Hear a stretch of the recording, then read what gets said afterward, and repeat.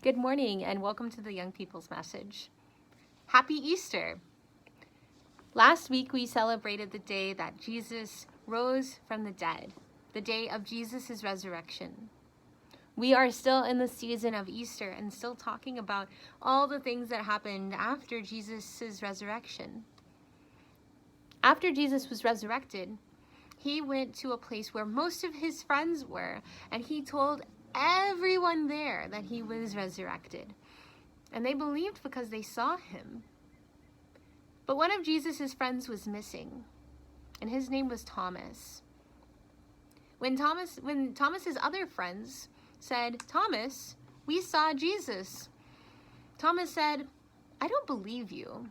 Until I also see Jesus, I'm not going to believe." You and I are like Thomas in a lot of ways. We also haven't seen Jesus, right? So how is it that we come to believe, or where do we know where God is if we haven't seen Jesus the way that Peter and Mary and Jesus' other friends have? I want to read you this book this morning. It's a book called Maybe God is Like That Too, by Jennifer Grant and Benjamin Schipper.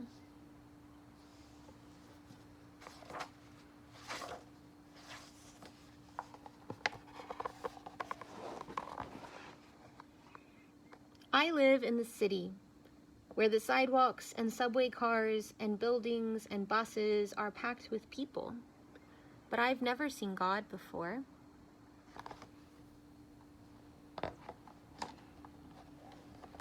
"Grandma, does God live in the city?" I ask one morning at breakfast.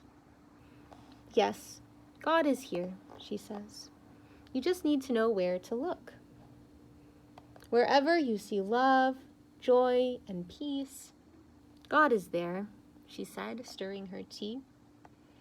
"Wherever there's patience, kindness, and goodness, God is there too. When you see faithfulness, gentleness, and self-control, that's God's Spirit at work."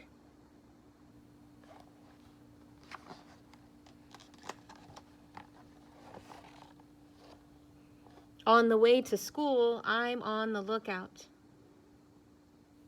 I see a bus full of tourists, and I count 10 bright yellow taxis. I spy a man sweeping a stoop, and Grandma and I laugh when we see a tiny dog wearing a fluffy purple sweater.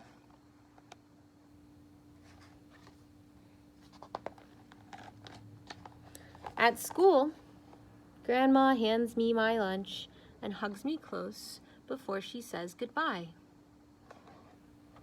That's what love looks like to me. Maybe God is like that too. On the swings, I pump so hard I see over the wall into the alley. My friends shout, "Higher, higher," as my feet fly way up into the sky. That's what joy looks like to me.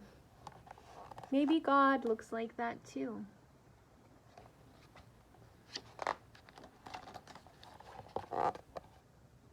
Outside, the car horns blast and sirens scream, but my classroom is quiet and calm.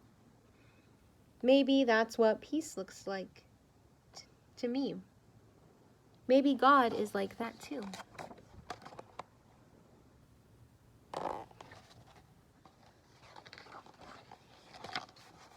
I try to tie my shoes, but the laces tangle around my fingers.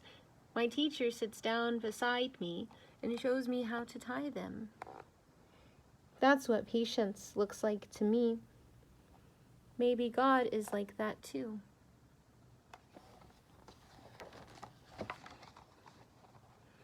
On the way home, I see a doorman wearing a red cape and a hat with a shiny brim. He's holding the door for a man using a wheelchair. The man moves very slowly, and the doorman chats with him and smiles. That's what kindness looks like to me. Maybe God is like that too.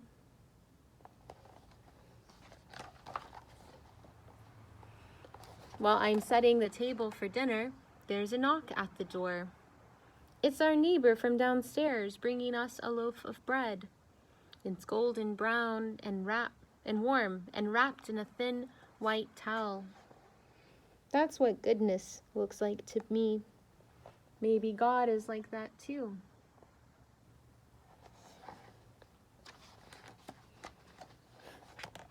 After dinner, I work on my homework while Grandma stands at the kitchen sink and washes dishes and humming to herself, just like she does every single night.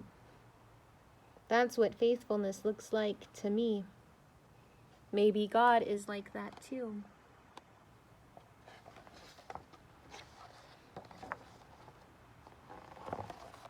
At bedtime, Grandma sits at the edge of my bed, singing me a lullaby and stroking my head. She tucks my blankets up close around me. That's what gentleness looks like to me. Maybe God is like that too.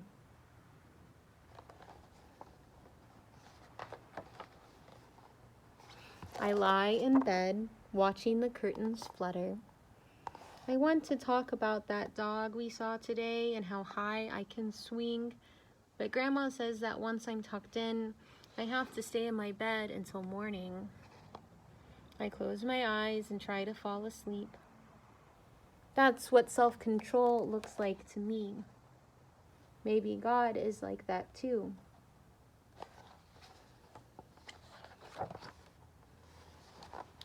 I saw God over and over again today. Wherever I saw love, joy, and peace, and whenever there was patience, kindness, and goodness, when I saw faithfulness, gentleness, and self-control, I saw God's Spirit at work.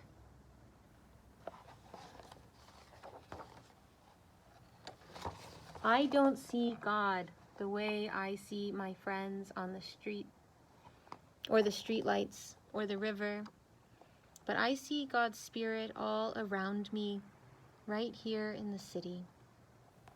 I know what God is like. Maybe I can be like that too.